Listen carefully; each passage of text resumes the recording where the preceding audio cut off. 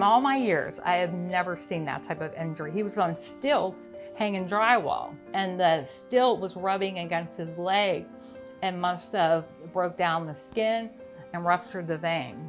Y el chorro de sangre, la presión alcanzó el cielo del apartamento. And the pressure from the gush of blood reached the apartment ceiling. Y fue cuando ellos ya me atendieron, pero But when they took off my boot, I feel the whole room. I feel the whole room with blood. And when I got to the clinic, sentí mi cuerpo dormido. my body felt numb and I was blacking out.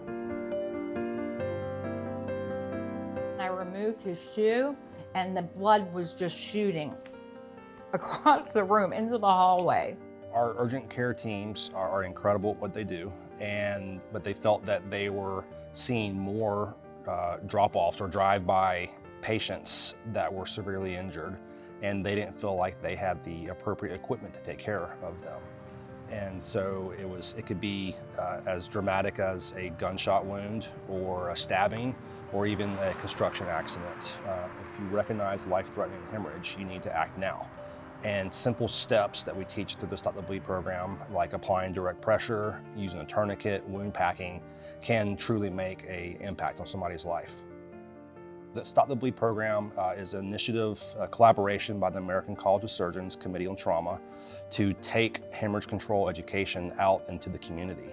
They found that 1 in 5 traumatic deaths could have been prevented if the right equipment, the right education was there to begin with.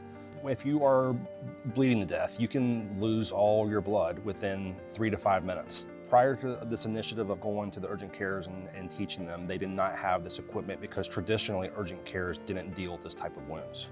So he went to the closest place and they had the appropriate equipment to take care of him, thanks to this initiative. And I called for my nurse, who went and got the tourniquets from the Stop the Bleed. And she placed one, and I could still feel the pulsating. So I said, put another one on, and that really slowed it down. Without the Stop the Bleed tourniquet, we would have had to use a tourniquet they use for blood draws, which would not have been as effective. And the other alternative would be a blood pressure cuff. You would think it's an easy task, but there's obviously different tourniquets and different way, and I had never applied a tourniquet like that. I just didn't have the reason to. Prior to a month or so before that, we did not have that bag with the tourniquets available here. I think he would probably have bled out if he didn't have some kind of help here at this location.